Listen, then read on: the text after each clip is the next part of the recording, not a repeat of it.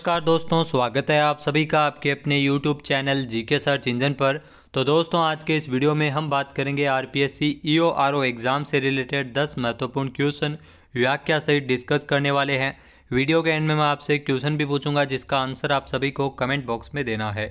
कल के वीडियो में मैंने आपसे क्वेश्चन पूछा था जो था नगरपालिका के सभी अभिलेखों की अभिरक्षा और रख रखाव की जिम्मेदारी किसकी होती है। तो ये जिम्मेदारी होती है मुख्य नगरपालिक अधिकारी की, यानी कि डी ऑप्शन इसका बिल्कुल सही था। जिन दोस्तों ने डी ऑप्शन कमेंट बॉक्स में सही जवाब दिया था उनको हार्दिक शुभकामनाएं। तो धारा 49 राजस्थान नगरपालिका अधिनियम की धारा 49 जिसमें अभिलेखों की अभिरक्षा को अभिरक्षा को सम्मिलित करते हुए मुख्य नगरपालिक अधिकारी की शक्तियां और कर्तव्य के बारे में बताया गया धारा 49 के अंतर्गत, जिसमें मुख्य नगरपालिक अधिकारी नगरपालिका के सभी अभिलेखों की अभिरक्षा और रखरखाव के लिए उत्तरदायी होता है। तो चलिए स्टार्ट करते हैं। पहला क्वेश्चन है, निम्नलिखित में से कौन सा वार्ड समिति का सामान्य कृत्य यानी कर्तव्य जो कार्य नहीं है। तो वार्ड समिति का जो सामान्य कार्य जो पहला है, वार्ड में ठोस अपशिष्ट प्रबंध में सहायता करना, ये कार्य होता है वार्ड समिति का। दूसरा है वार्ड में पार्कों के रखरखाव में सहायता करना, ये भी कार्य होता है जो सही है। तीसरा है कला और सांस्कृतिक गतिविधियों को प्रोत्साहित करना, तो ये भी कार्य होता है, सही है।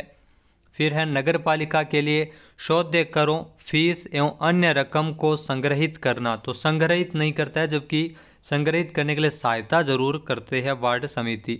तो यहाँ पर डी ऑप्शन गलत हो जाएगा, ये वार्ड समिति का सामान्य कृत्य नहीं है। आइए जानते हैं इम्पोर्टेंट फैक्ट्स।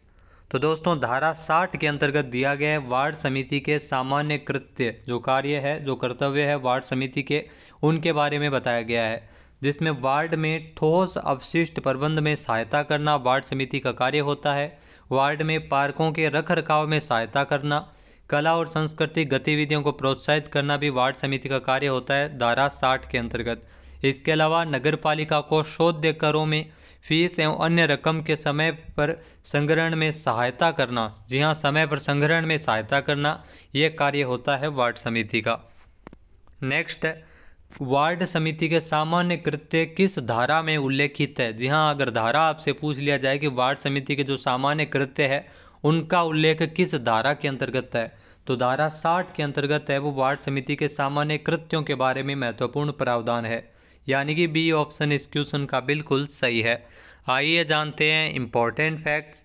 तो राजस्थान नगरपालिका अधिनियम 2009 की धारा 60 आपको ध्यान में रखना है, वार्ड समिति के सामान्य कृत्यों के बारे में दिया गया है, जिसमें वार्ड में ठोस अपशिष्ट प्रबंध में सहायता करना, वार्ड में स्वच्छता कार्य के पर्यवेक्षण में सहायता करना, इसके अलावा पार्क का रखरखाव आदि भी कार्य करना, और वार्ड के लिए जो विकास स्कीम के तैयार किए जाने तथा उनके प्रोत्साहन में सहायता करना, कई कार्य है वो वार्ड समिति की ओर से धारा 60 के अंतर्गत किए जाते हैं। अगला क्वेश्चन है, राजस्थान नगरपालिका अधिनियम की किस धारा में शक्तियां, कर्तव्य और कृत्यों के प्रत्यायोजन से संबंधित प्रावधान है। तो ऐसा प्रावधान दिया गया है राजस्थान नगरपालिका अधिनियम 2009 की धारा 61 के अंतर्गत, यानी कि बी ऑप्शन यहाँ पर बिल्कुल सही है।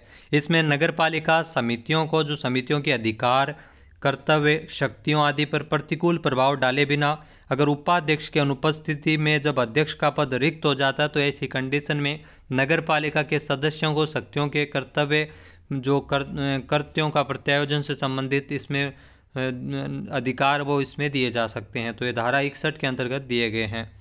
तो आइए जानते हैं इम्पोर्टेंट फैक्ट्स। तो धारा 64 जिसमें नगरपालिका के पदाधिकारियों का किसी संविदा में हित नहीं रखने से संबंधित प्रावधान है। धारा 61 जिसमें शक्तियां, कर्तव्य और कृत्यों के प्रत्यायोजन से संबंधित प्रावधान है। धारा 60 जिसमें वार्ड समिति के सामान्य कृत्यों का उल्लेख है। नेक्स्ट क्वेश्चन है, अध्यक्ष उपाध्यक्ष अगर निर्हर यानी अयोग्य घोषित हो जाने के बाद में असत्य कथन इसमें कौन सा है। तो पहला है वह उस स्थिति से कार्य करना बंद कर देगा, जी हाँ बिल्कुल, अगर अयोग्य हो जाता तो उस स्थिति से कार्य करना बंद कर देगा, ये सत्य कथन है। दूसरा है उसके पूर्व में किए गए कार्य है वो अविधि मान्य नहीं होंगे, तो ये भी बिल्कुल सही है, उसमें जो पूर्व में किए गए कार्य है वो अविधि मान्य नहीं होंगे। फिर दिया गया उसके पूर्व में किए गए सभी जो कार्य है वो अविधि मान्य होंगे, तो यहाँ पर ये गलत है। तो यहाँ पर इस क्वेश्चन का आंसर है वो सी बिल्कुल सही हो जाएगा। आइए जानते हैं इम्पोर्टेंट फैक्ट्स। तो दोस्तों राजस्थान नगरपालिका अधिनियम 2009 की धारा 62 जिसमें नगरपालिका तथा समितियों के कार्य और कार्यवाहियां उसके सदस्यों की निर्भरता के कारण दूषित नहीं होगी। अगर अध्यक्ष या उपाध्यक्ष अयोग्य घोषित हो जाने की तिथि से कार्य करना बंद कर दे किंतु पूर्व में किए गए उसके जो कार्य है वो अविधि मान्य नहीं होंगे। नेक्स्ट क्वेश्चन है, नगरपालिका के पदाधिकारियों का किसी संविदा में हित नहीं रखना, ये किस धारा के अंतर्गत दिया गया है? तो ये धारा 64 के अंतर्गत प्रावधान है, यानी कि ए ऑप्शन यहाँ पर बिल्कुल सही है। धारा 64 जिसके अनुसार जो नगरपालिका के पदाधिकारियों का किसी संविदा में हित नहीं रखने से संबंधित प्रावधान है। आइए जानते हैं इंपॉर्टेंट फैक्ट्स। तो धारा 64 जिसमें नगरपालिका के पदाधिकारियों का किसी संविदा में प्रत्यक्ष या अप्रत्यक्ष रूप से कोई हित नहीं होगा, अन्यथा अनुशासनात्मक कार्यवाही का इसमें भागी रहेगा। तो धारा 64। नेक्स्ट क्वेश्चन है, निम्नलिखित में से कौन सा कथन असत्य है? तो इसमें अपने को कथन दिए गए हैं और पहचानना है कि इसमें से कौन सा कथन है वो असत्य है। धारा 65 के अनुसार, या दोस्तों धारा 65 के अनुसार कौन सा कथन असत्य है? पहला दिया गया है कि धारा 65 में नगरपालिका के किसी के साथ जो किसी संविदा आदि में हित रखने वाले सदस्य, अधिकारी या कर्मचारी के लिए शास्ति यानी दंड या जुर्माने से संबंधित प्रावधान है, तो ये बिल्कुल सही है। फिर है कि सदस्य धारा 25 में उल्लेखित निर्भरता के अलावा अन्य हित रखने पर 5,000 रुपये जुर्माना, तो यहाँ पर धारा 25 नहीं होगा, धारा 24 होगा, तो ये कथन अभी तक असत्य है। फिर है अधिकारी और कर्मचारी 5,000 रुपये जुर्माना नियमानुसार अनुशासनात्मक कार्यवाही, तो ये भी बिल्कुल सही है, इतनी कार्यवाही वो इसमें की जाती है। फिर है सभी कथन सत्य है, तो सभी कथन सत्य नहीं है, बी कथन गलत है क्योंकि धारा 25 के स्थान पर धारा 24 होगी। आइए जानते हैं इंपॉर्टेंट फैक्ट्स।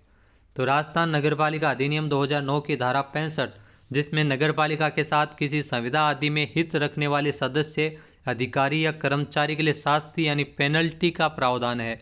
इसमें जो पेनल्टी है वो लगाई जाती है, जो सदस्य अगर धारा 24 में उल्लेखित निर्भरता के अलावा अन्य हित रखने पर इसमें 5,000 रुपये जुर्माना, इसके अलावा अधिकारी और कर्मचारी पर 5,000 रुपये जुर्माना और नियमानुसार अनुशासनात्मक कार्यवाही भी इसमें की जाती है। अगला क्वेश्चन है, सदस्य आदि लोक सेवक समझे जाएंगे किस धारा में बताया गया है? तो राजस्थान नगरपालिका अधिनियम 2009 की धारा 66 जिसमें सदस्य आदि लोक सेवक है वो समझे जाएंगे, यानी कि डी ऑप्शन यहाँ पर बिल्कुल सही है। आइए जानते हैं इंपॉर्टेंट फैक्ट्स।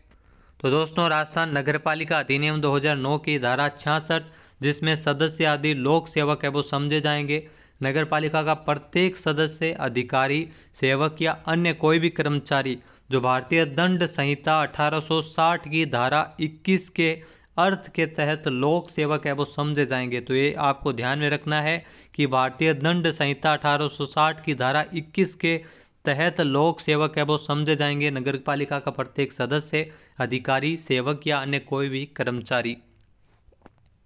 नेक्स्ट है, अध्याय 4 किससे संबंधित है? तो अध्याय 4 तक हम पहुंच गए हैं। कुछ लोग कह रहे हैं कि बीच बीच में से जो आगे की धारा के बारे में बताइए, तो हम कंटिन्यू पढ़ रहे हैं। धारा 1 से स्टार्ट किया था और उसके बाद में हम धारा 60 से ऊपर हम पढ़ चुके हैं। इसके अलावा अध्याय 4 में हम प्रवेश कर चुके हैं जो धारा 67 से 75 से संबंधित है। तो अध्याय 4 जिसका संबंध है वो नगरपालिका संपत्ति से है। अध्याय 4 का किससे संबंध है? नगरपालिका संपत्ति से है, यानी कि ए ऑप्शन यहाँ पर बिल्कुल सही है। आइए जानते हैं इंपॉर्टेंट फैक्ट्स।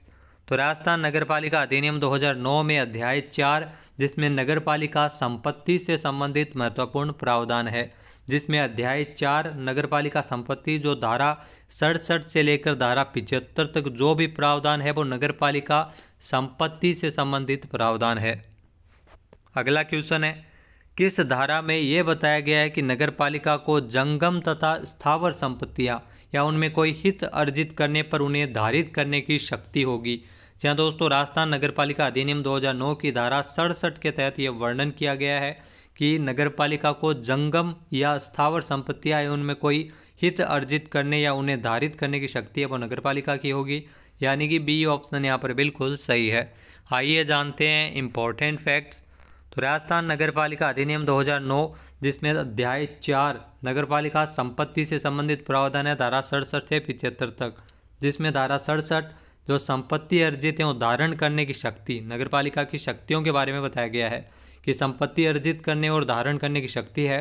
नगरपालिका को कोई भी नगरपालिक क्षेत्र चाहे भीतर बाहर दान द्वारा या क्रय द्वारा अन्यथा जंगम या स्थावर संपत्तियां उनमें कोई हित अर्जित करने पर उन्हें धारित करने की शक्ति है, वो किसकी होगी? नगर पालिका की होगी। ये आपको ध्यान में रखना है। नेक्स्ट क्वेश्चन है, निम्नलिखित में से कौन सी संपत्ति नगरपालिका में निहित नहीं होगी? इसमें आपको बताना है कि निम्नलिखित में से कौन सी संपत्ति नगरपालिका में निहित नहीं होगी।